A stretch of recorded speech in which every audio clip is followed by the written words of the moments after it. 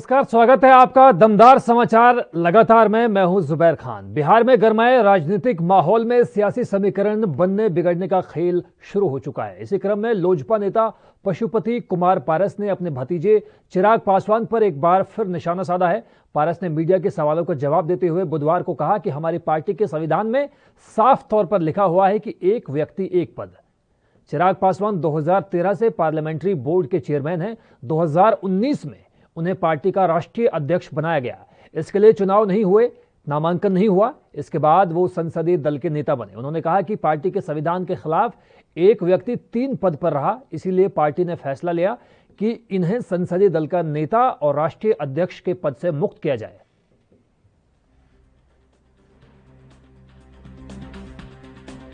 हमारा जो पार्टी का संविधान है, हमारे पार्टी के संविधान में स्पष्ट लिखा हुआ कि एक व्यक्ति एक पद। तो ये तो संविधान की कॉपी मैं पढ़वा देता हूँ। चिराग पासवान जी 2013 से ही पार्लियामेंट्री बोर्ड के चेयरमैन हैं और जब 2019 में हम लोग लोकसभा चुनाव जीत के गए तो उनको पार्टी का राष्ट्रीय अध्यक्ष बनाया गया। चुनाव नहीं हुआ, ये आपको पता होना चाहिए कि राष्ट्रीय अध्यक्ष का चुनाव नहीं हुआ। ये भी एक गैर संवैधानिक बात है। सिर्फ नॉमिनेट हुआ, कोई की एक आदमी ने प्रस्ताव किया और लोग समर्थन कर दिया। स्टेट इक्विटी की तरह से वोटिंग नहीं हुआ, चुनाव नहीं हुआ, नामांकन नहीं हुआ। 2 पद हो गया और तीसरा पद वो संसदीय दल के नेता हुए। तो पार्टी के संविधान के खिलाफ एक व्यक्ति 3 पद पर रहे, इसीलिए हमारी पार्टी ने फैसला लिया कि इनको संसदीय दल के नेता पद से मुक्त किया जाए और राष्ट्रीय अध्यक्ष पद से। चिराग पासवान ने आखिरकार जेडीयू और चाचा पशुपति पारस के खिलाफ जंग का ऐलान कर ही दिया। पटना में एक प्रेस कॉन्फ्रेंस कर चिराग पासवान ने नीतीश कुमार और अपने चाचा पशुपति पारस पर कई गंभीर आरोप लगाए। चिराग ने इस दौरान नीतीश पर सीधा आरोप जड़ा। उन्होंने कहा कि हम लोगों ने गठबंधन से अलग होकर मजबूती से चुनाव लड़ा।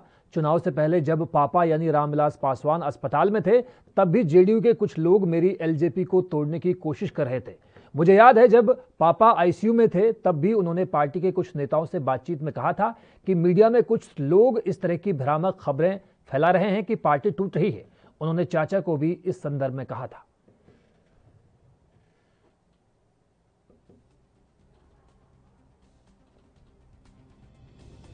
आज जब चुनाव खत्म हुए उसके बाद से कहीं ना कहीं निरंतर, और चुनाव के दौरान भी, चुनाव से पहले भी, मुझे याद है जब पापा अस्पताल में भी थे तो उस वक्त भी कई बार कुछ लोगों द्वारा और जनता दल यूनाइटेड के द्वारा खास तौर पर मेरी पार्टी लोक जनशक्ति पार्टी को तोड़ने का प्रयास निरंतर तब भी किया जा रहा था। मुझे याद है कि मेरी शायद पापा की जब आखिरी बार बात पार्टी के कुछ नेताओं से हुई थी जब वो आईसीयू में थे, तो उस वक्त भी जब उनकी बात हुई तो उन्होंने इसी बात को कहा कि क्यों मीडिया में इस तरीके की भ्रामक खबरें आती हैं। उनकी चाचा से भी बात हुई, चाचा को भी उन्होंने इसी बात के बारे में कहा कि क्यों बार बार ये खबरें आती हैं कि भाई पार्टी टूट रही है, पार्टी अलग हो रही है, इस तरह की जानकारी क्यों आती है। बट बहरहाल निरंतर एक लंबे समय से एक बात स्पष्ट थी कि पार्टी में कुछ लोग जो संघर्ष के रास्ते पर चलने के लिए तैयार नहीं थे, जो चाहते थे कि भैया हम लोग कंफर्टेबल पॉलिटिक्स में रहें, कि चलिए जो हो रहा है ठीक है, होता रहे, ऐसे ही गठबंधन है, ठीक गठबंधन है, लड़ेंगे जीतेंगे। और हकीकत है, मैं इस बात को मैं झुटला नहीं रहा हूं कि अगर जनता दल यूनाइटेड, लोक जनशक्ति पार्टी, भारतीय जनता पार्टी, तीनों दल अगर साथ मिलकर बिहार में विधानसभा का चुनाव लड़ते तो हम लोग का एक तरफा, जिस तरीके से लोकसभा में हम लोग 40 में से 39 सीटें हम लोग जीते, विधानसभा में भी हम लोग का परिणाम उसी तरीके से आता। पर उसके लिए मुझे नतमस्तक होना पड़ता मौजूदा मुख्यमंत्री नीतीश कुमार जी के सामने। उसके लिए मुझे समझौता करना पड़ता अपनी नीतियों से।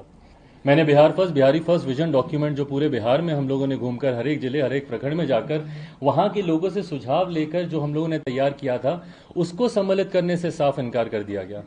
किसी भी गठबंधन में एक नॉर्मल प्रैक्टिस रहा है कि आप कॉमन मिनिमम प्रोग्राम आप ड्राफ्ट करते हैं, साझा न्यूनतम कार्यक्रम के हिसाब से सरकार चलती है। और मेरा भरोसा नहीं था कि भैया आपका साथ निश्चय बिहार में विकास कर सकता हूं। और मुझे लगता है कि हर वो व्यक्ति जिसको बिहार से प्यार है, बिहारियों से प्यार है, बिहार के युवाओं से प्यार है, अपने समाज से प्यार है, हर वर्ग के समाज से प्यार है, जो व्यक्ति बिहार से प्यार करता हो वो शायद अपनी बातों को इतनी प्रमुखता से रखता है जितनी प्रमुखता से मैंने रखा। और उसके सामने नाम है। दिल्ली सरकार ने राष्ट्रीय राजधानी में ऑक्सीजन की कमी से मरने वाले मरीजों के परिजनों को मुआवजा देने का ऐलान किया है। आज बुधवार को उप मुख्यमंत्री मनीष सिसोदिया ने इस संबंध में एक प्रेस कॉन्फ्रेंस भी की। उन्होंने कहा कि दिल्ली में ऑक्सीजन की कमी से हुई मौतों से दिल्ली सरकार परेशान है। दिल्ली सरकार ने फैसला लिया है कि ऑक्सीजन की कमी से किसी भी मरीज की मौत होती है तो सरकार उसके परिवार को 5 लाख रुपए का मुआवजा देगी। इसके अलावा उन्होंने केंद्र सरकार पर आज एक बार फिर से गंभीर आरोप लगाए।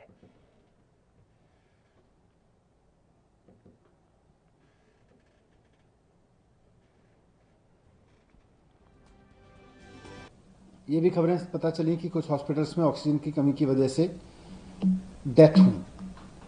तो इन सब मामलों को ठीक से हैंडल करते हुए दिल्ली सरकार ने ऐलान किया कि अगर किसी हॉस्पिटल में ऑक्सीजन की कमी की वजह से डेथ हुई है किसी पेशेंट्स की, तो सरकार उसके परिवार को मुआवजा देगी।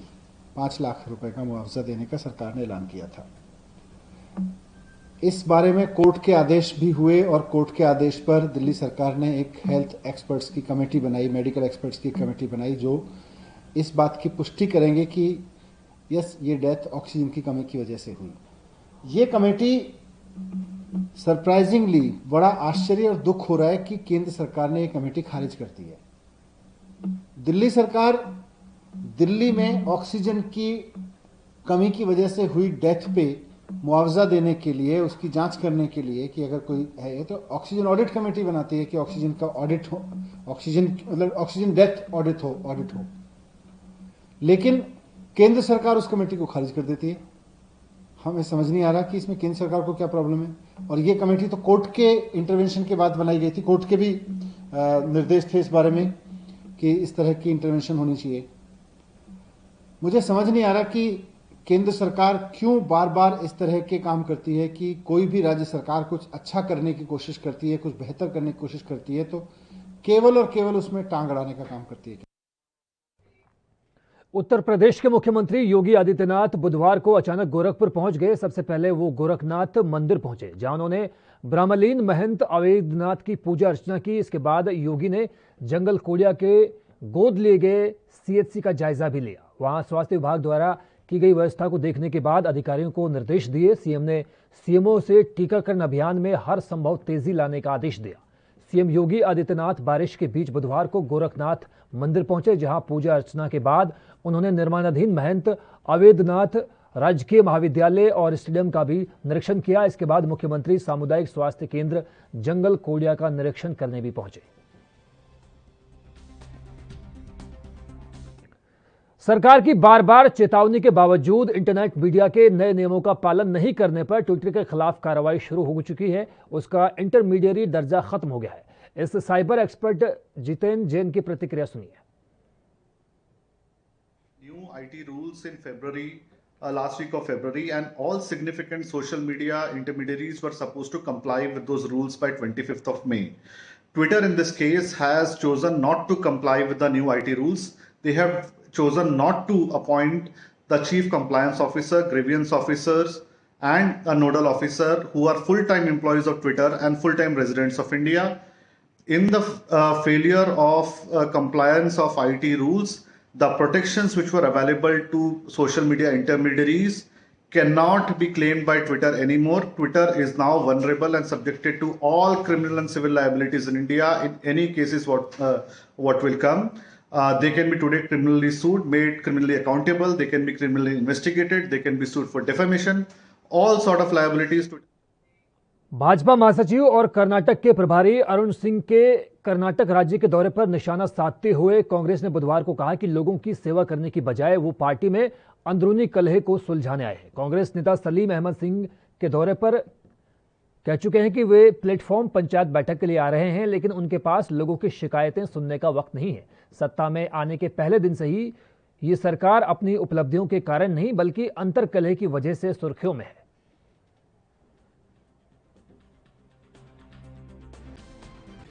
इतने लोगों के जान लिए हैं, इनको एडमिनिस्ट्रेशन करना चाहिए, किस तरह रोकना चाहिए। और नेक्स्ट और भी जो आगे वाले महीने में थर्ड वेव आने वाला है, इनके सारे एमएलएस बेंगलुरु में घूम रहे हैं, इनके मंत्री घूम रहे हैं। ये बेशर्मी की हद होती है इनकी, क्योंकि इनको अपने अपने कॉन्स्टिट्यूंसी में अपने डिस्ट्रिक्ट में इंचार्ज बन के काम करना चाहिए। उसको छोड़ के जो है चेयर के लिए ये लड़ाई लड़ रहे हैं। They are fighting for the chair. It's most unfortunate, this kind of government and administration we have never seen in our life. Bhajpa महासचिव और कर्नाटक के प्रभारी अरुण सिंह कर्नाटक के दौरे पर हैं। उनके बेंगलुरु पहुंचते ही मीडिया ने उन्हें घेर लिया, जिसके बाद उन्होंने अपने दौरे के बारे में जानकारी दी। कार्यकर्ताओं ने जमीनी स्तर पे 11 प्रकार के सेवा के कार्यक्रम किए। हमारे भारतीय जनता पार्टी के कार्यकर्ता अपनी जान की परवाह किए बिना लोगों की सेवा किए, क्योंकि वो मानते हैं कि सेवा ही संगठन है और सेवा करना ही हमारा परम कर्तव्य है। उस समय कांग्रेस पार्टी के लोग कोरोना संक्रमण के समय आरोप प्रत्यारोप लगा रहे थे और जेडीएस के लोग उस समय क्वारंटाइन थे, वह जनता की सेवा नहीं कर रहे थे। केवल बीजेपी के ही कार्यकर्ता सेवा कर रहे थे और लोगों को मालूम भी है इस बात का। उस कार्य की समीक्षा करेंगे और सेवा के काम और आगे कैसे चलते रहे उसको देखेंगे। उसी प्रकार से अभी आने वाले समय में, अभी इसी महीने में ट्री प्लांटेशन का काम शुरू करेंगे कार्यकर्ता, वृक्षारोपण का शुरू करेंगे। राजस्थान कांग्रेस में मचा घमासान, बीजेपी इस पर चुटकी ले रही है। केंद्रीय मंत्री गजेंद्र सिंह ने कहा कि सचिन पायलट और अशोक गहलोत के ग्रुप के बीच संघर्ष कोई नया विषय नहीं है। संघर्ष, जोड़ तोड़, आपसी विग्रह और कांग्रेस पार्टी का राजस्थान में कांग्रेस की सरकार का चोली दामन का साथ हो गया है। जनता भी इस बात को पूरी तरह से जान गई है। वहीं पूर्व केंद्रीय मंत्री और वर्तमान में भाजपा के प्रवक्ता राज्यवर्धन सिंह राठौर ने कहा है कि राजस्थान में कांग्रेस के अंदरूनी झगड़े हैं। उन्होंने कहा कि जनता के समय ये सामने हैं, ये झगड़े हम नहीं करवा रहे। उन्होंने ये भी कहा कि भाजपा से वो लोग कहते हैं कि आप हमारे झगड़े सुलझाइए। भाजपा उनके झगड़े को नहीं सुलझा सकती, उन्हें खुद ही ये सुलझाने होंगे। राज्य में जो नेता हैं वो अपनी चलाना चाहते हैं, जो विद्रोह में है वो भी केंद्रीय नेतृत्व पर दबाव बनाते हैं कि हमें ज्यादा हिस्सा चाहिए। हिस्से की इस लड़ाई में जनता का हिस्सा मारा जा रहा है। 2.5 साल निकल गए लेकिन कांग्रेस के झगड़े खत्म नहीं हुए। जो झगड़े हैं वो पूरे कांग्रेस के अंदरूनी झगड़े हैं। अब अंदरूनी झगड़ों को ये जनता के सामने कहते हैं कि साहब ये झगड़े हम नहीं करवा रहे, ये झगड़े बाहर से हो रहे हैं, और इसको सल्टाने के लिए भी वो भाजपा को कहते हैं आप सल्टाइए हमारे झगड़े। अब भाजपा उनके झगड़े नहीं सल्टा सकती, उनको अपने खुद के झगड़े खुद उसको रिजॉल्व करने हैं। और हर गहलोत साहब ने सबको प्रॉमिस कर रखा है। जो पहली जो समय आया जिसके अंदर जो विद्रोह हुआ पहले बार, उसमें इन्होंने सभी को प्रॉमिस कर दिया कि आपको मैं ये दे दूंगा, आपको मंत्री बना दूंगा, आपको मैं वो दे दूंगा। अब जब देने की बारी आ रही है तो समस्या खड़ी हो गई, इसलिए वो बार बार अपना जो मंत्री परिषद का विस्तार है उसको बार बार पोस्टपोन करते रहते हैं। कभी कोई चुनाव का बहाना दे देते हैं, कभी किसी चीज का बहाना दे देते हैं। तो कब तक ये चलता रहेगा? अब वो हरियाणा के स्वास्थ्य मंत्री अनिल विज ने कहा है कि भारत सरकार ने देश के 24 बड़े शहरों में वैक्सीनेशन को लेकर करवाए गए सर्वे में 49.3% के साथ गुरुग्राम को प्रथम स्थान दिया है। विज ने बताया कि गुरुग्राम में 12 जून 2021 तक 8,51,154 वैक्सीनेशन की दोनों डोज नागरिकों को लगाई गई हैं, जिसमें 60,000 हेल्थ केयर वर्कर्स को दोनों डोज, 55,408 फ्रंटलाइन वर्कर्स को दोनों डोज, 60 साल या 45 से 60 साल तक के सामान्य नागरिकों को 4,88,000 दोनों डोज और 18 साल से 44 साल तक के नागरिकों को भी 2,47,708 वैक्सीनेशन की दोनों डोज लगाई गई है। सर्वे में इंदौर में 44.9% के साथ दूसरे, कोलकाता 42.7% के साथ तीसरे, चेन्नई 39.2% के साथ चौथे और वडोदरा शहर 48.7% के साथ 5वें स्थान पर रहा।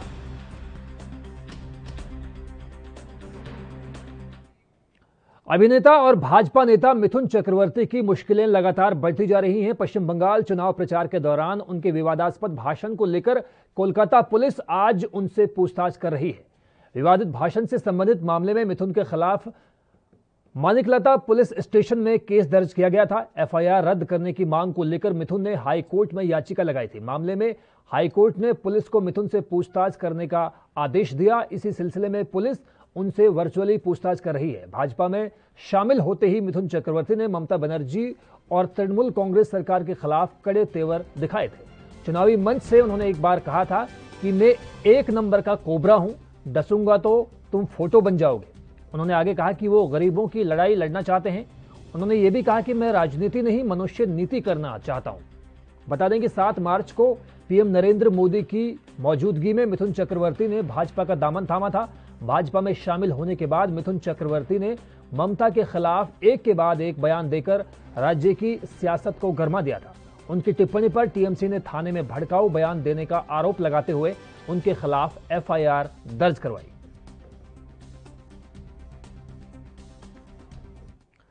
सामना के संपादकीय में राम मंदिर को लेकर बीजेपी की खिंचाई की गई है, जिसके बाद बीजेपी यूथ विंग के कार्यकर्ता दादर में शिवसेना के मुख्यालय की ओर प्रदर्शन के लिए जा रहे थे। इसी दौरान रास्ते में ही पुलिस ने उन्हें रोक लिया। इस मौके पर बीजेपी यूथ विंग के कार्यकर्ताओं ने शिवसेना, मुख्यमंत्री उद्धव ठाकरे और सोनिया गांधी के खिलाफ जमकर नारेबाजी की। पुलिस ने तमाम कार्यकर्ताओं को गाड़ी में भरकर मौके से दूसरे स्थान पर ले जाने की व्यवस्था करवाई। इस दौरान भारतीय जनता युवा मोर्चा के कार्यकर्ताओं ने राम मंदिर के समर्थन में और जय श्री राम के नारे लगाते हुए नजर आए। बीजेपी के कार्यकर्ताओं के शिवसेना भवन पहुंचने से पहले ही वहां पर दादर माहिम विधानसभा के विधायक सदा सर्वांकर अपने समर्थकों के साथ खड़े थे। सदा सर्वांकर शिवसेना के विधायक हैं। जैसे ही बीजेपी और शिवसेना के कार्यकर्ता आमने सामने हुए तो दोनों के बीच जमकर मारपीट शुरू हो गई।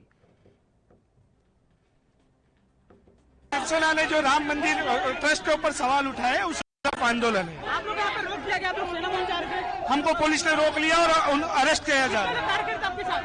80 से 100 कार्यकर्ता है। आंध्र प्रदेश में माओवादियों और सुरक्षा बलों के बीच बुधवार को मुठभेड़ में 6 माओवादियों की मौत हो गई। जानकारी के मुताबिक विशाखापट्टनम जिले के थेगलामिटे जंगलों में सुरक्षा बलों और माओवादियों के बीच मुठभेड़ हुई, जिसमें 6 माओवादियों की मौत हो गई। चिंतापल्ली के एएसपी विद्यासागर नायडू ने बताया कि एक मुठभेड़ में सुरक्षा बलों की ओर से कोई हताहत नहीं हुआ है। सूत्रों ने कहा कि पुलिस को पुट्टापाका इलाके में माओवादियों की गतिविधियों के बारे में जानकारी मिली थी। उन्होंने देखा कि माओवादियों के कुछ सदस्य आसपास के गांवों से जरूरी चीजें साथ लेकर जा रहे हैं। सूत्रों के मुताबिक नक्सल विरोधी बल, ग्रेहाउंड और विशेष दलों के लोग जो इलाके में तलाशी अभियान चला रहे थे, उन पर माओवादियों ने गोलियां चलाई। उन्होंने कहा कि जवाबी कार्रवाई में हमने भी गोलियां चलाई और शुरुआती खबरों के मुताबिक 6 माओवादी मारे गए।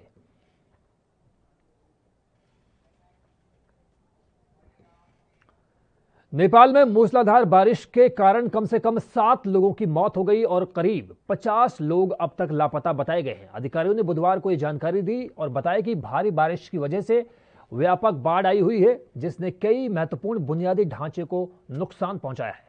पिछले 48 घंटों के दौरान भारी बारिश से सबसे ज्यादा प्रभावित मध्य नेपाल में सिंधुपाल चौक है, जो राजधानी काठमांडू से 65 किलोमीटर दूर है, जहां मेलमची नदी में बाढ़ आ गई है। ये सभी मौत सिंधुपाल चौक से हुई है। मौतों के अलावा सिंधुपाल चौक में 2 कंक्रीट मोटरबेल पुल और अनुमानित 5 से 6 सस्पेंशन पुल गिर गए हैं। कृषि भूमि और मछली फार्म भी जलमग्न हो गए हैं। हेलंबू शहर में पुलिस चौकी और एक सशस्त्र पुलिस बल शिविर और मैलमची में पेयजल परियोजना भी बाढ़ के साथ सीमा से बाहर बह गई। मेलमची नदी के किनारे के गांवों में 300 से ज्यादा झोपड़ियां भी बह गई है।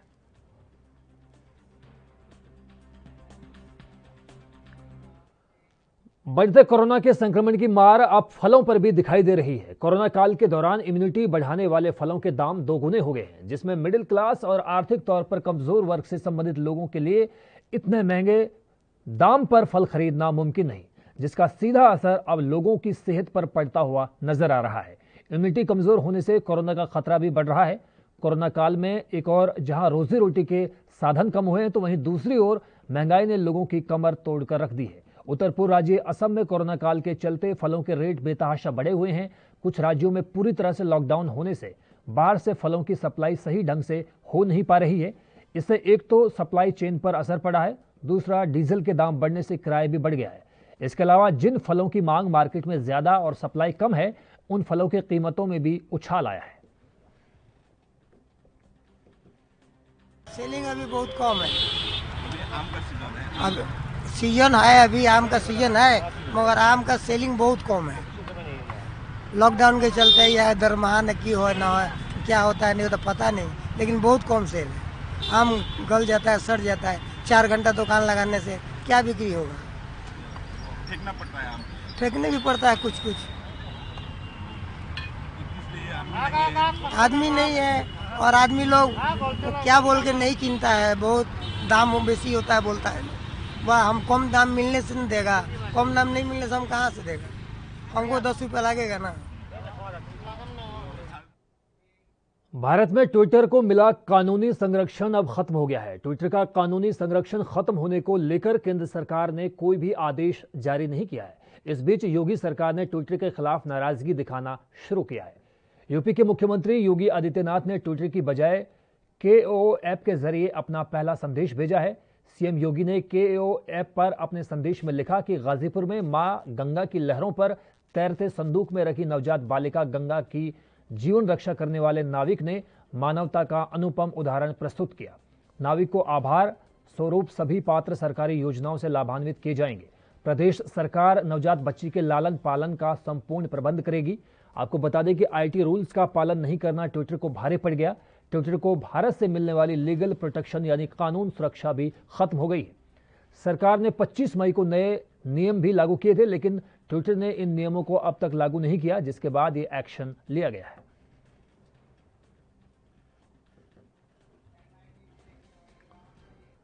मेट्रो का ऑपरेशन 7 जून से दोबारा शुरू हो गया है। DMRC को अंदेशा था कि जब लॉकडाउन में छूट मिलेगी तब मौजूदा नियमों के साथ मेट्रो का परिचालन होने से दिक्कतें बढ़ेंगी। मेट्रो स्टेशन के बाहर यात्रियों की भीड़ इकट्ठा होने, लंबी लाइनें लगने और ट्रेनों के अंदर भी भीड़ बढ़ने की आशंका थी।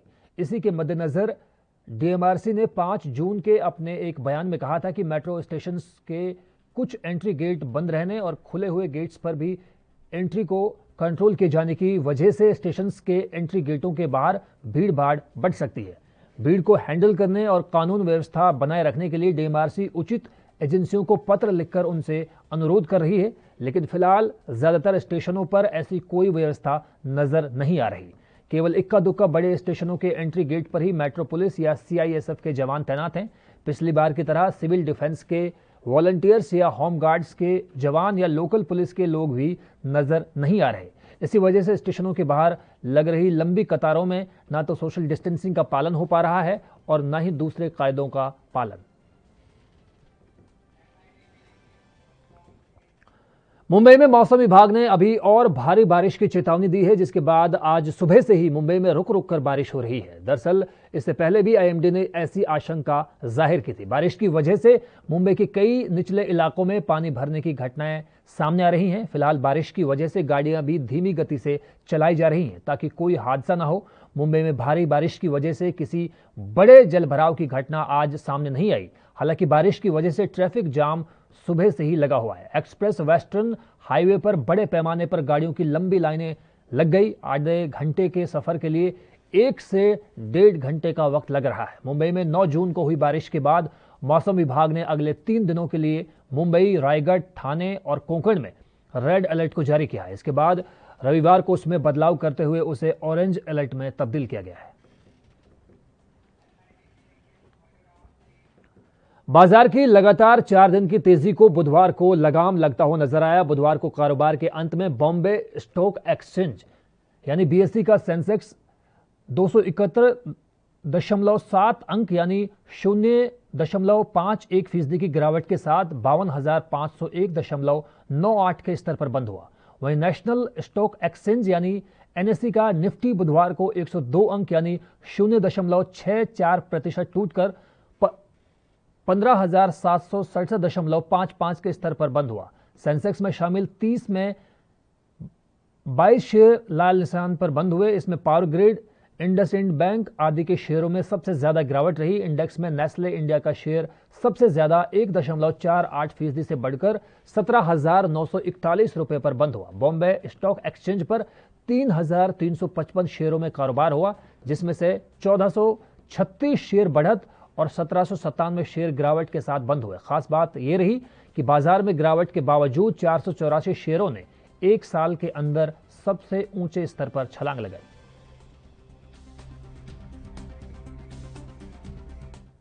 यूपी के मथुरा में एक नाबालिग लड़की के साथ गैंगरेप का सनसनीखेज मामला सामने आया है। इसके बाद में आसपास के इलाकों में हड़कंप मच गया। जानकारी के मुताबिक महावीर नाम के हॉस्पिटल के इलाज के दौरान कंपाउंडर ने नाबालिग के साथ बलात्कार की घटना को अंजाम दिया। घटना हॉस्पिटल में लगे CCTV कैमरे में कैद हो गई। बच्ची के द्वारा अपने साथ घटी घटना की जानकारी जब परिजनों को दी गई तो परिजनों ने हॉस्पिटल में हंगामा शुरू कर दिया और वहां मौजूद कंपाउंडर मौके से फरार हो गया।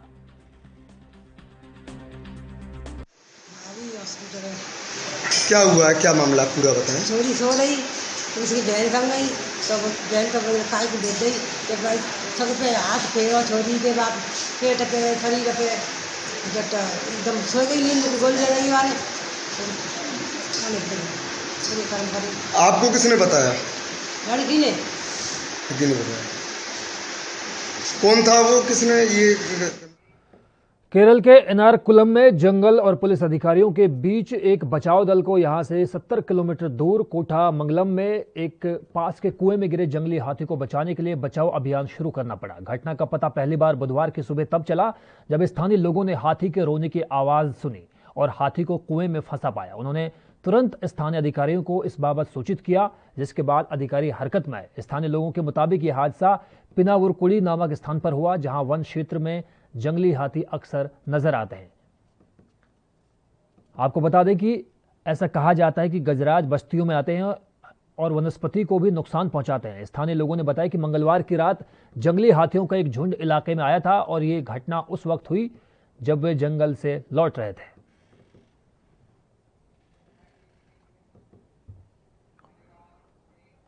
कोरोना संक्रमण के चलते पिछले 16 अप्रैल से बंद ताजमहल को पूरे 2 महीने के बाद आज यानी 16 जून को दोबारा से खोल दिया गया। ताजमहल सहित संरक्षित इमारतें भी खोल दी गई और संरक्षित स्मारक खोलने के पहले ही भारतीय पुरातत्व सर्वेक्षण द्वारा अधिसूचना जारी की गई थी। आपको बता दें कि वर्ष 2020 में भी कोरोना संक्रमण के कारण ताजमहल, आगरा किला, फतेहपुर सीकरी समेत देश भर के केंद्रीय संरक्षित स्मारकों को पर्यटकों के लिए बंद किया गया था। ताजमहल के दरवाजे 207 दिन तक खुलने के बाद फिर से बंद हो गए थे। बीते साल 188 दिनों तक ताजमहल सैलानियों के लिए बंद किया गया था। कोरोना संक्रमण की दूसरी लहर में 15 जून तक ताजमहल बंद रखने के आदेश दिए गए थे।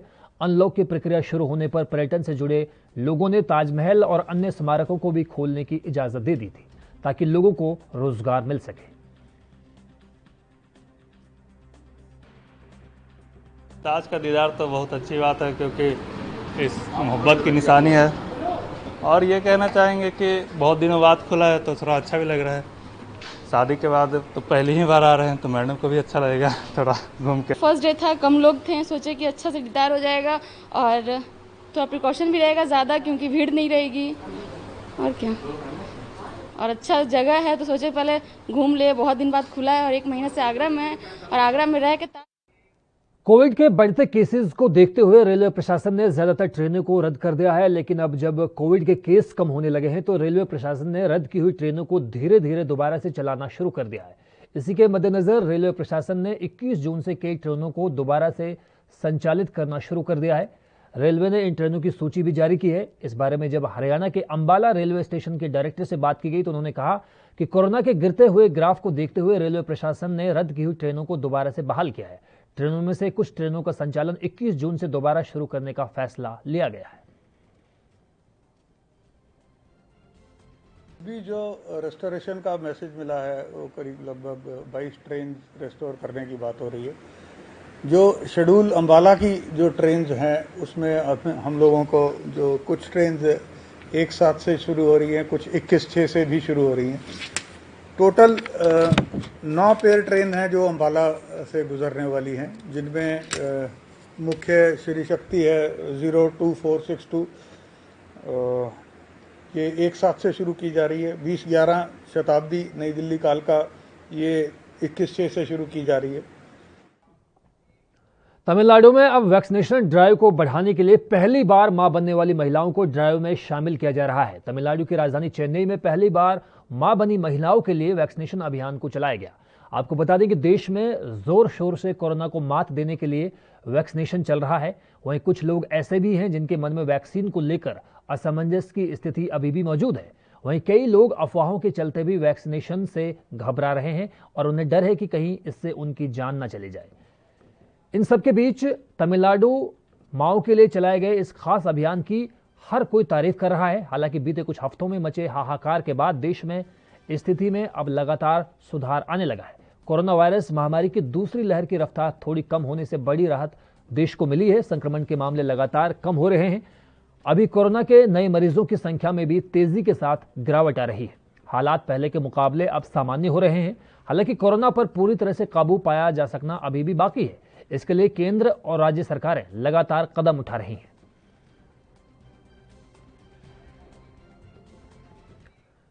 यूपी के वाराणसी में हुई पत्रकार सुलभ श्रीवास्तव की मौत के बाद एक और जहां पत्रकारिता जगत में चारों तरफ रोष का माहौल है, तो वहीं दूसरी तरफ व्यवसायियों ने भी हत्यारों की जल्द गिरफ्तारी की मांग को लेकर मोर्चाबंदी शुरू की है।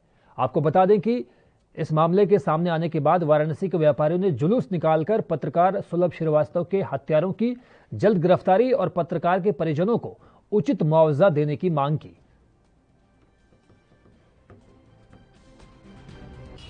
देखिए, प्रतापगढ़ में पत्रकार सुलभ श्रीवास्तव की निर्मम हत्या कर दी गई है, वो संदिग्ध परिस्थितियों में है। तो मैं भारत सरकार से, उत्तर प्रदेश सरकार से और मांग करता हूं कि इन पे सीबीआई जांच हो और जो भी दोषी पाया जाए उस पर सख्त सख्त कानूनी कार्रवाई की जाए। व्यापारी जो हमारे साथ खड़े हैं, उनके बंटी सोनकर जी जो हमारे युवा साथी हैं, हमारे भाई हैं, सबके नेतृत्व में आज जो है सुलभ श्रीवास्तव जो कि जिनकी नृशंस हत्या की गई है और सफेद पोस्ट लोगों द्वारा की गई, उनको बचाया जा रहा है। व्यापारी एसोसिएशन उनके तत्काल गिरफ्तारी और उनको फांसी तक की मांग करती है, क्योंकि जो हमारे चौथे स्तंभ है, भारत के चौथे स्तंभ है, इनको दाबने का, कुचलने का काम किया जा रहा है। और जो कि हमारे यशस्वी मुख्यमंत्री योगी जी को ये बर्दाश्त नहीं है, उस पर कड़ी से कड़ी कार्रवाई उन्होंने करने का आश्वासन भी दिया है और उस आदेश जारी कर दिया है। हमारे सांसद जी माननीय संगनलाल गुप्ता जी ने पत्र लिख करके विशेषकर मुख्यमंत्री योगी नाथ जी से जो है सीबीआई जांच की मांग कर दी है और इस पर जल्द से जल्द खुलासा होगा और इससे नृशंस हत्यारों को जल्द से जल्द फांसी के तख्ते पर लटकाने का कार्य होगा, जिसमें भारतीय औद्योगिक। फिलहाल वक्त एक ब्रेक का हुआ है। ब्रेक के उस पार भी जारी हैं दमदार समाचार लगातार।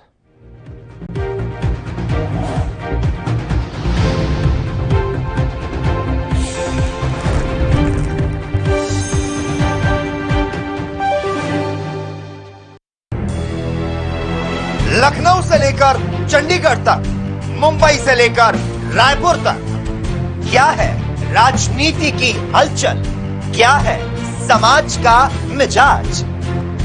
राजधानी लाइव, हमारी नजर, आपका फैसला, हर रोज सुबह 8 बजे सिर्फ ANP न्यूज पर।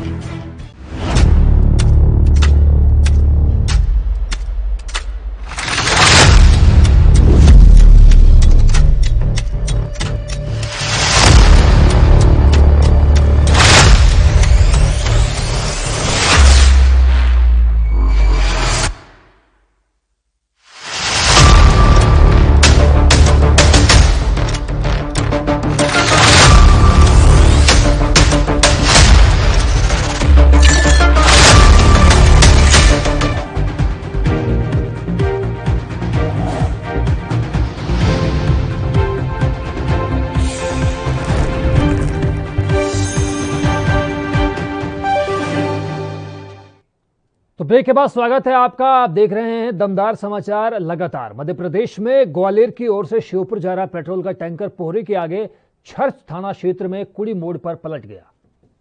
टैंकर तेज रफ्तार से जा रहा था और जैसे ही वो मोड़ पर पहुंचा तो तेज गति की होने की वजह से पलट गया। टैंकर के पलटने के बाद जैसे ही लोगों ने देखा कि पेट्रोल से भरा हुआ है तो वहां पर लूट मच गई। अपनी जान की परवाह किए बगैर जिसके हाथ जो लगा उसने पेट्रोल भरने की जुगत लगा दी। रास्ते से निकलने वाले राहगीर भी वहां रुक गए और आसपास बोतल तलाश कर वहीं अपनी गाड़ियों में पेट्रोल डालने लगे। वहीं हादसे में घायल हुआ ट्रक का क्लीनर वहीं सड़क पर पड़ा हुआ तड़पता रहा, लेकिन कोई भी उसकी मदद करने के लिए आगे नहीं आया, बल्कि पेट्रोल लूटने में जुटे रहे। ड्राइवर को ज्यादा चोट नहीं आई थी, लेकिन वो भी लोगों को समझाने की कोशिश कर रहा था, लेकिन किसी ने उनकी एक नहीं सुनी। गुजरात के आणंद में दर्दनाक सड़क हादसा हो गया। तारापुर हाईवे पर कार और ट्रक के बीच की टक्कर में 10 लोगों की मौके पर ही मौत हो गई। हादसे में जान गंवाने वाले तमाम लोग एक ही परिवार के सदस्य थे। बताया जा रहा है कि कार में सवार सभी लोग सूरत से भावनगर जा रहे थे। तभी तारापुर के इंद्रनज गांव के पास कार और ट्रक के बीच भीषण टक्कर हो गई। कार और ट्रक की टक्कर इतनी जबरदस्त थी कि कार के परखच्चे उड़ गए। मौके पर ही कार में सवार 10 लोगों की मौत हो गई। मरने वालों में 2 महिला, 7 पुरुष और 1 बच्चे शामिल है। सभी एक ही परिवार के सदस्य हैं। घटना की खबर मिलते ही 108 एम्बुलेंस और तारापुर पुलिस मौके पर पहुंच गई और आगे की तफ्तीश जुट गई। पंजाब के अमृतसर में गुजरात गैस पाइपलाइन के विरोध में गैस एजेंसियों के कर्मचारियों की ओर से प्रदर्शन किया जा रहा है। कर्मचारियों का कहना है कि अमृतसर में गैस पाइपलाइन का काम चल रहा है, जिससे गैस एजेंसियों का काम बंद हो जाएगा। हम लोगों का परिवार इसी गैस एजेंसी के सहारे है और अगर हमारा काम बंद हो जाएगा तो हम कहां जाएंगे। इस दौरान लोगों ने गैस पाइपलाइन के काम को रोकने की मांग की है। जब से गैस पाइपलाइन छोड़ी हमारा काम खत्म हो रहा है, इस कारण किया क्योंकि हमारी रोटी बंद हो रही है। क्योंकि हम काम करते थे, हम रोटी चल रही थी। आज ये गैस पाइपलाइन जब से आ गई हमारा काम खत्म हो रहा है, हमारा बेटियों बच्चों का फ्यूचर खत्म हो रहा है। अगर हम काम करेंगे, मेहनत करेंगे तो बच्चों को पढ़ाएंगे। अगर काम ही नहीं करेंगे तो बच्चों को कैसे पढ़ा के लिखाएंगे।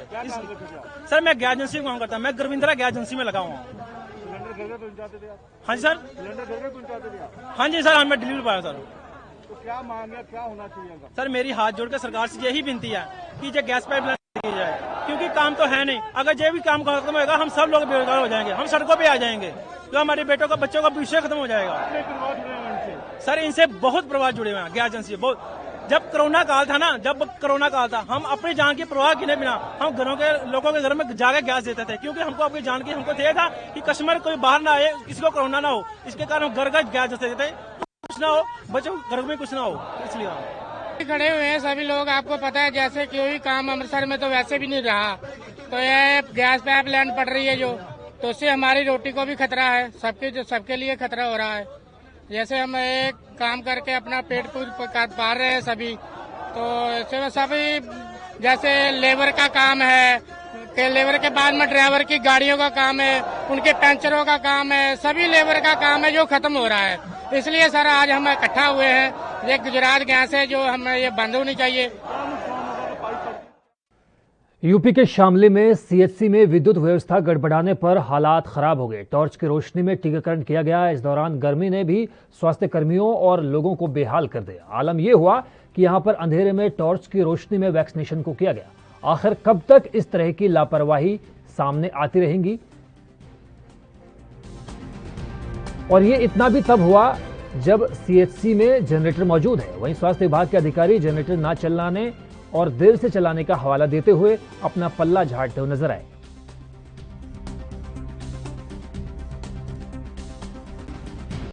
विजय सिंह प्रतीक राजकीय स्नातकोत्तर महाविद्यालय से एनएसएस वॉलंटियर हूँ।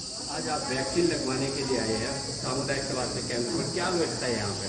सर व्यवस्था तो यहाँ पे लाइट नहीं है, देखो गर्मी में क्या हाल हुआ है सबका, और जो स्वास्थ्य कर्मी है वो भी बहुत परेशान है लाइट की वजह से। सर तो क्या किस तरह जो है आप मांग करते हैं, क्या शिकायत की आपने किसी से, मांग करते हैं आप?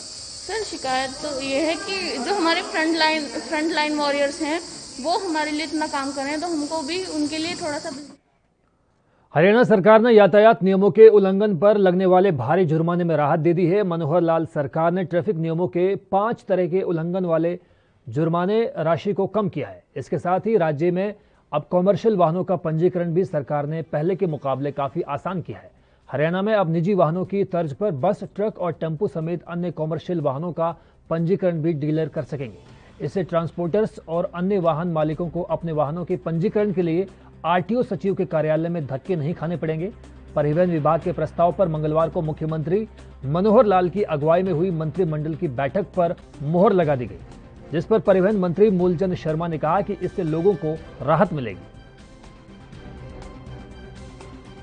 प्रदेश की कैबिनेट में कई महत्वपूर्ण फैसले लिए गए। मोटर व्हीकल एक्ट में संशोधन किया गया है, जहां आरटीओ विभाग पर बार बार आरोप प्रत्यारोप लगते थे। हमने ऐसे व्हीकलों का जो रजिस्ट्रेशन शोरूम से रजिस्टर्ड या कॉमर्शियल हो या डोमेस्टिक हो, डोमेस्टिक पहले थे, कॉमर्शियलों को रजिस्ट्रेशन शोरूम से हुआ। और जहां पे कोई आदमी आरटीओ ऑफिस से करावे, शोरूम से करावे, उसको छूट है, वो कहीं से भी करा सकता है। और आने वाले समय में लोगों को लाभ मिलेगा, भीड़ नहीं लगेगी और लोगों को कोई किसी भ्रष्टाचार का सामना भी नहीं करना पड़ेगा, जो आरोप लगते थे बार बार। तो प्रदेश के मुख्यमंत्री मनोहर लाल जी ने जो शुद्धिकरण का नारा दिया है, शुद्धिकरण उसी शुद्धि के तहत ही प्रदेश की सरकार ने निर्णय लिया। सर उनका गिरफ्तारी देना ना देना उनका अधिकार है। किसान तो अपने खेत और खलियान में लगा हुआ है और कुछ नेता सड़कों पे हैं। किसान को खेत से जमीन से फुर्सत तो है नहीं, वो तो उनके काम में लगा हुआ है। ये उनका काम है, गिरफ्तारी दें ना दें, और प्रशासन का अपना काम है। जो प्रशासन है वो अपना काम कर रहा है। मैं प्रदेश के मुख्यमंत्री का तहे दिल से हरियाणा रोडवेज के मिनिस्टर होने के नाते उनका मैं धन्यवाद करता हूँ कि 3.5 साल के समय में 809 बस कोविड के हालात हो, कोविड का समय हो, जहां आदमी को जीवन बचाने। यूपी के अंबेडकर नगर जिले के एक दिवसीय दौरे पर पहुंचे कानून मंत्री ब्रजेश पाठक ने सीएचसी का इंस्पेक्शन किया। वैक्सीनेशन की व्यवस्था को भी उन्होंने जांचा परखा। प्रभारी मंत्री ने कहा कि मुख्यमंत्री के निर्देश पर ब्लॉक में जाकर प्रवास करना है। सभी का वैक्सीनेशन हो, सभी को दवा मिले, इसको सुनिश्चित किया जाएगा। स्वास्थ्य सेवाओं को जो ब्लॉक वाइज हम लोगों को प्रवास करना है, उसके अनुक्रम में पार्टी के निर्देश पे, आदरणीय मुख्यमंत्री जी के निर्देश पे हम लोग आए हैं। यहाँ पर सभी जो ब्लॉक में सामुदायिक केंद्र हैं उनका हम लोग निरीक्षण करेंगे। वैक्सीनेशन कैसे चल रहा है, सबको प्रॉपर वैक्सीनेशन हो। और केंद्र सरकार द्वारा यूएपीए के तहत गिरफ्तार किए गए और 1984 में गिरफ्तार किए गए बुद्धिजीवी लोगों की रिहाई के लिए आज किसान यूनियन के द्वारा भटिंडा डिप्टी कमिश्नर रिहाइश के बाहर मोर्चा लगाया गया। साथ ही केंद्र सरकार के खिलाफ जमकर नारेबाजी भी की गई। इस दौरान किसानों ने बताया कि जो केंद्र सरकार ने यूएपीए के तहत और 1984 में बुद्धिजीवी लोगों को गिरफ्तार किया है, उनकी रिहाई के लिए हमने कई बार संघर्ष किया। साथ ही 3 कृषि कानूनों के खिलाफ भी संघर्ष किया जा रहा है, जिसके चलते आज भारतीय किसान यूनियन ओबारा और अलग अलग जत्थे के बंदियों के साथ भटिंडा उपायुक्त की रिहाइश के बाहर धरना लगाया गया और केंद्र सरकार के खिलाफ जोरदार प्रदर्शन भी किया गया। उन्होंने कहा कि हमारी यही मांग है कि तीनों कृषि कानून रद्द हों और जो बुद्धिजीवी लोग गिरफ्तार किए गए हैं उनकी जल्द से जल्द रिहाई की जाए। मेरा नाम हरजिंदर ਸਿੰਘ ਜ਼ਿਲ੍ਹਾ ਜਨਰਲ ਸੈਕਟਰੀ ਵੀ ਕੇ ਜੋ ਏਕਤਾ ਉਗਰਾਹਾਂ। ਅੱਜ ਅਸੀਂ ਪੂਰੇ ਪੰਜਾਬ ਦੇ ਵਿੱਚ ਜਿਹੜਾ ਬੁੱਧੀਜੀਵੀਆਂ ਵੱਲੋਂ 15ਵਾੜਾ ਮਨਾਇਆ ਜਾ ਰਿਹਾ ਹੈ, ਜਿਹੜੇ ਨਜਾਇਜ਼ ਯੂਏਪੀਏ ਦੇ ਤਹਿਤ ਉਹੇ ਜੇ ਕਾਨੂੰਨਾਂ ਦੇ ਤਹਿਤ ਅੰਦਰਬੰਦ ਕੀਤੇ ਹੋਏ ਆ, ਜਿਨ੍ਹਾਂ ਦਾ ਕਸੂਰ ਕੋਈ ਨਹੀਂ। ਕੁੱਤੇ ਦੇ ਛਟੀ ਨਹੀਂ ਮਾਰੀ ਕਿਸੇ ਨੇ। ਬਲਬਰਾ ਰਾਓ ਵਰਗੇ ਹੋਰ ਬਹੁਤ ਸਾਰੇ ਜਿਹੜੇ ਅੰਦਰ ਬੈਠੇ ਲੋਕ ਹੈ, ਜਿਹੜੇ ਕਵੀ ਹੈ ਜਾਂ ਲਿਖਾਰੀ ਹੈ, ਉਹਨਾਂ ਨੂੰ ਯੂਏਪੀ ਦੇ ਤਹਿਤ ਅੰਦਰਬੰਦ ਕੀਤਾ ਹੋਇਆ। ਜਿਹੜੀ ਸੈਂਟਰ ਦੀ ਸਰਕਾਰ ਨੇ ਉਹਨਾਂ ਨੂੰ ਰਿਹਾ ਕਰਾਉਣ ਦੀ ਖਾਤਰ ਤੇ ਇਹਦੇ ਨਾਲ ਹੀ ਪੰਜਾਬ ਦੇ ਬਹੁਤ ਸਾਰੇ 84 ਦੇ ਵਿੱਚ ਫੜੇ ਹੋਏ ਲੋਕ ਹੈ, ਜਿਹੜੇ ਜਿਨ੍ਹਾਂ ਦੀਆਂ ਸਜ਼ਾਵਾਂ ਪੂਰੀਆਂ ਹੋ ਗਈਆਂ, ਉਹਨਾਂ ਨੂੰ ਰਿਹਾ ਕਰੇ ਸਰਕਾਰ। ਇਹ ਮੰਗ ਲੈ ਕੇ ਅਸੀਂ ਡੀਸੀ ਦਫ਼ਤਰ ਮੂਹਰੇ ਬੈਠੇ ਹਾਂ ਤੇ ਇਸ ਤੋਂ ਬਾਅਦ ਅਸੀਂ ਫੌਜੀ ਚੌਂਕ ਤੱਕ ਮੁਜ਼ਾਹਰਾ ਕਰਾਂਗੇ। ਮੰਗ ਕਰਦੇ ਹਾਂ ਅਸੀਂ ਜਿਹੜੇ ਬੇਦੋਸ਼ੇ ਫੜੇ ਹੋਏ ਹੈ, ਜਿਨ੍ਹਾਂ ਦਾ ਕਸੂਰ ਨਹੀਂ ਕੋਈ ਉਸ ਪੱਧਰ ਦਾ, ਜਿਹੜੇ ਲਿਖਦੇ ਹੈ, ਗਾਉਂਦੇ ਹੈ, ਬੋਲਦੇ ਹੈ, ਸਾਡਾ ਜਮਹੂਰੀ ਹੱਕ ਹੈ। ਹਿੰਦੁਸਤਾਨ ਦਾ ਵਿਧਾਨ ਸਾਨੂੰ ਇਜਾਜ਼ਤ ਦਿੰਦਾ ਹੈ, ਜੇ ਸਾਡੀ कोई गल नहीं सुनता ਅਸੀਂ कोठे चढ़ के रो सकते हैं। नेपाल के पहाड़ों में लगातार हो रही बारिश से महाराजगंज जिले के नौतनवा तहसील क्षेत्र के बरगदा और परसामलिक थाना क्षेत्र में बहने वाला महाव नाले का तटबंध 4 स्थानों पर टूट गया। अब पानी तेजी से गांव की ओर बढ़ रहा है। वहीं किसानों के खेत में धान की बहन बहाव वाले नाले के तटबंध टूटने से उसके मटमेले पानी के साथ रेत से पट गया। गांव की तरफ तेजी से बढ़ रहे पानी से ग्रामीणों के माथे पर चिंता की लकीरें साफ तौर पर देखी जा सकती हैं। सिंचाई विभाग की लापरवाही सामने आने लगी है। हर साल कई करोड़ रुपए बांध के मरम्मत और सिल्ट सफाई के नाम पर विभाग खर्च जरूर करता है, लेकिन उसके बावजूद हालात जस के तस बने हुए हैं। अभी जो आप लोग जैसा देख रहे हैं कि पिछले 3-4 दिन से बारिश हो रही है, उसमें महाव 4 जगह से है और वहाँ पे विष्णुपुरा में 1 जगह, 2 जगह खैरवा दुबे में और 1 जगह महुआ में। इसके अलावा जो गंडक नदी है उसमें जलस्तर हमारा नेपाल के क्षेत्र में नारायणी के रूप में जाना जाता है, वहाँ पे 4 लाख क्यूसेक से ज़्यादा का पानी अभी प्राप्त हो रहा है और वो खतरे के निशान के आसपास है। इसके अलावा रोहिन नदी जो है अभी खतरे के निशान से नीचे है, लेकिन चूँकि बारिश लगातार हो रही है इसलिए संभावना ये बन रही है कि 1-2 दिन में खतरे के निशान के आसपास आएगी।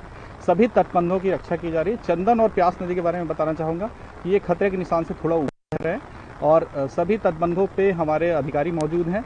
सभी क्षेत्रों में हमारे SDM BDOs को बताया गया है कि निगरानी करते रहेंगे। जहाँ से भी अगर आबादी में पानी घुसने की संभावना दिखती है वहाँ पे नाव की व्यवस्था, राहत सामग्री की व्यवस्था तत्काल कराएंगे।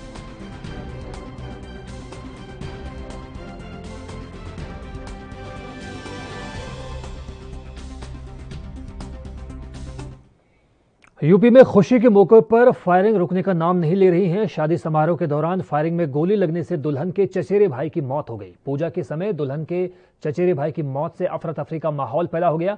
आनंद फानन में घायल युवक को परिजनों ने राजकीय मेडिकल कॉलेज पहुंचाया, जहां डॉक्टर ने उसे मृत घोषित कर दिया। हालांकि पुलिस इस मामले में विवाद के चलते गोली मारने की बात कर रही है और मामले की जांच में जुट गई है।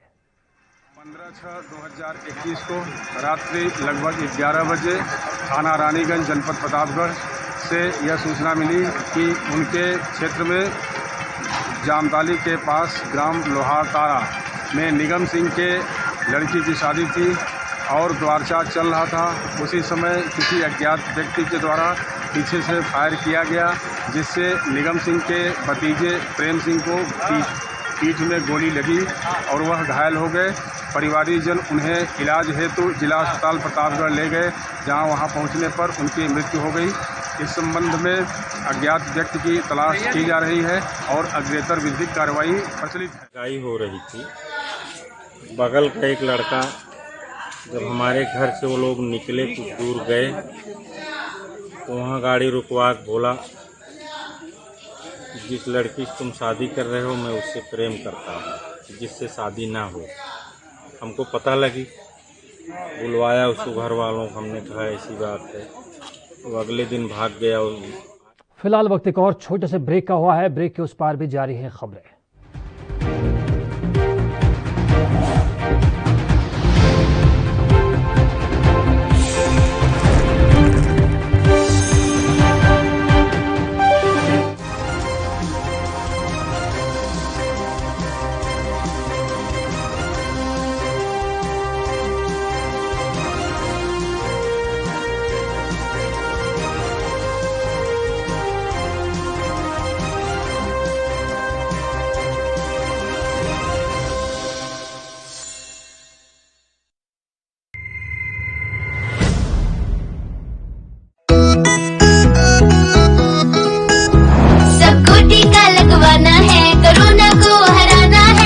की सुरक्षा अपना कर सुरक्षा चक्र बनाना है।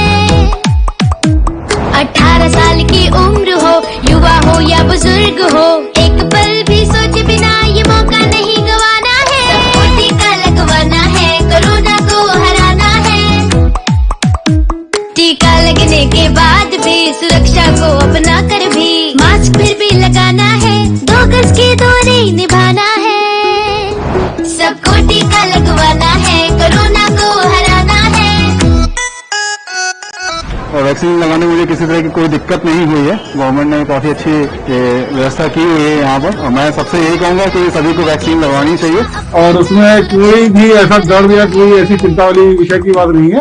मैंने टीका लगवाया है जीत का, आप भी लगवाइए। टीका ही दिलाएगा जीत, टीका जीत। आज मैंने कोरोना से जीतने के लिए टीका लगवाया, आप लोग भी लगवाएं, सुरक्षित रहें। मैंने लगाया है टीका जीत का, आप भी लगवाइए। चलो टीका लगवाएं, कोरोना को हराएं। निःशुल्क टीकाकरण अभियान में 18 वर्ष से अधिक उम्र वालों के लिए टीका लगवाकर सुरक्षा कवच बनाएं। cowin.gov.in पर रजिस्ट्रेशन करवाएं। सूचना एवं जनसंपर्क विभाग उत्तर प्रदेश द्वारा जनहित में जारी। लखनऊ से लेकर चंडीगढ़ तक, मुंबई से लेकर रायपुर तक, क्या है राजनीति की हलचल, क्या है समाज का मिजाज। राजधानी लाइव, हमारी नजर, आपका फैसला, हर रोज सुबह 8 बजे सिर्फ ANP न्यूज पर।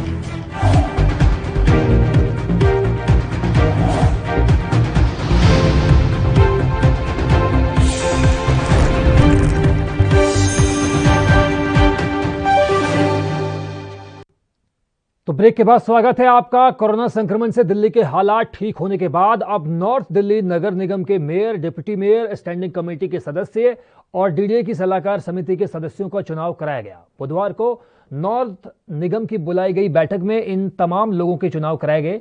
नॉर्थ दिल्ली के नए मेयर के रूप में राजा इकबाल सिंह को चुना गया है, वहीं डिप्टी मेयर के लिए अर्चना निर्वाचित हुई है।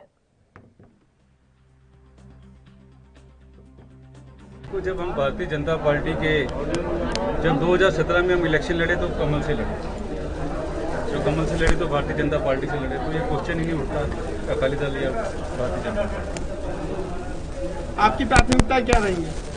देखो, कॉरपोरेशन की जो प्राथमिकता है वो हेल्थ है, क्योंकि आज की डेट में कोरोना बहुत ज़्यादा फैल रहा है। हेल्थ है, साफ सफाई है, एजुकेशन है।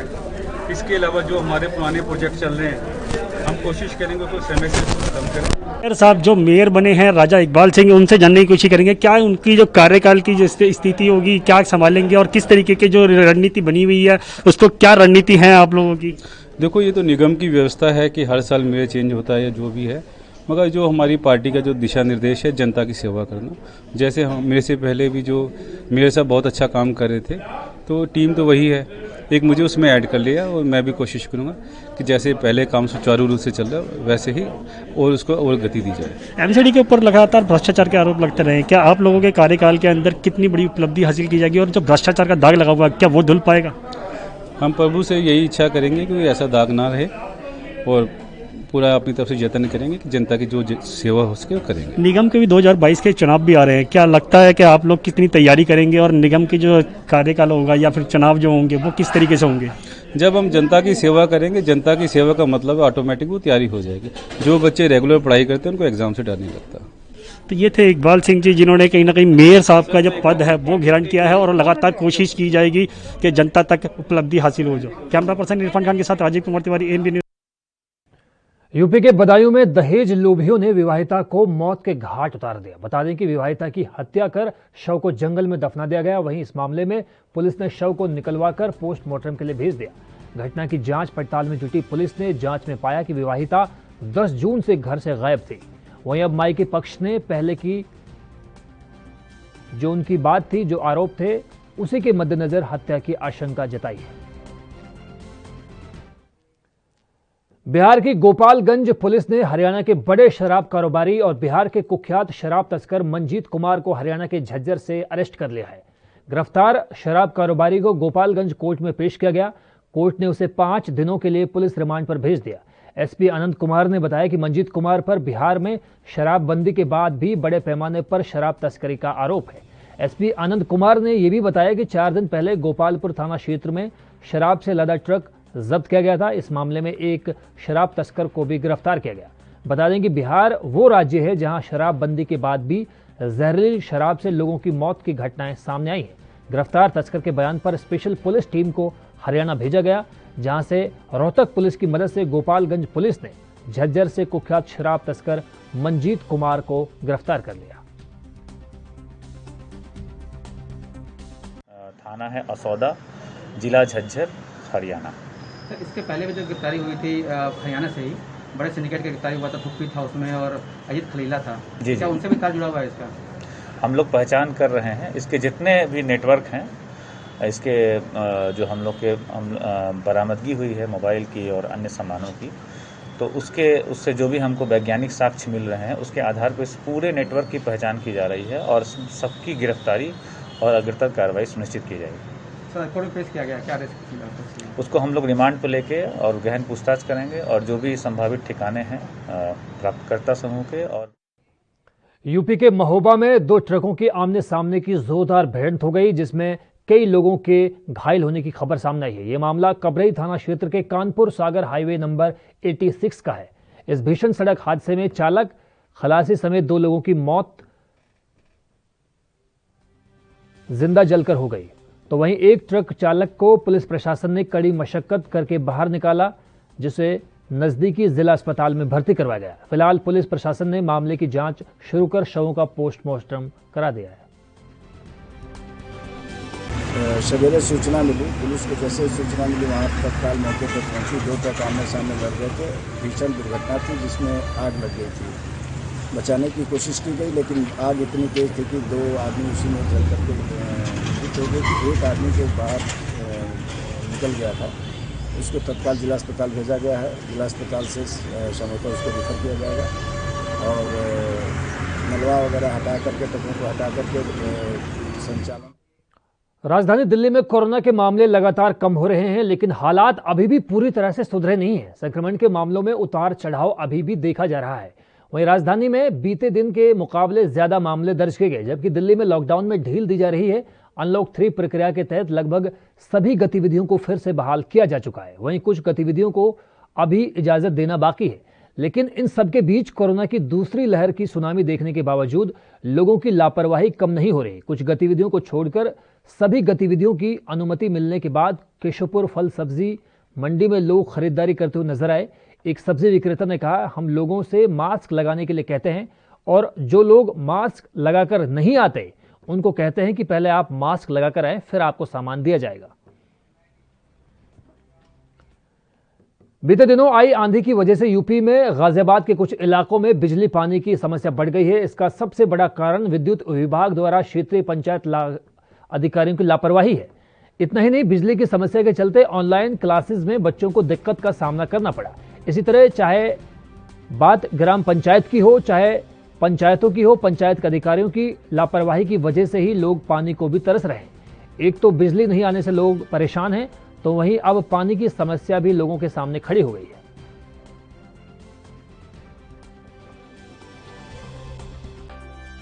एक तो कुछ हमारा नेचुरल कैलामिटी वाली बात है, आपने खुद ही देखा है, आप यहीं के बाशिंदे हैं कि पिछले 20-25 दिन से हर 2-3 दिन छोड़ पे बड़ी तेज आंधी आ रही है। उसमें हो रहा है कि काफ़ी बड़े बड़े पेड़ लाइनों पे गिर जा रहे हैं। उसकी वजह से आंधी तो आधे घंटे के लिए आती है, लेकिन वो ब्रेकडाउन अटेंड करने में 8 घंटे 10 घंटे तक हम लोगों को लग जा रहे हैं। शहर में तो फिर भी ठीक है, ग्रामीण क्षेत्रों में काफ़ी समय काफ़ी हमारा डैमेज हुआ है। एक तो ये रीज़न था। दूसरा, थोड़ा सा गर्मी बढ़ी है, एसी का लोड बढ़ा है, तो जब पहली बार एकदम से लोड में वेरिएशन होता है, बढ़ता है, तो जो हमारे वीक पॉइंट्स होते हैं वो डैमेज होते हैं।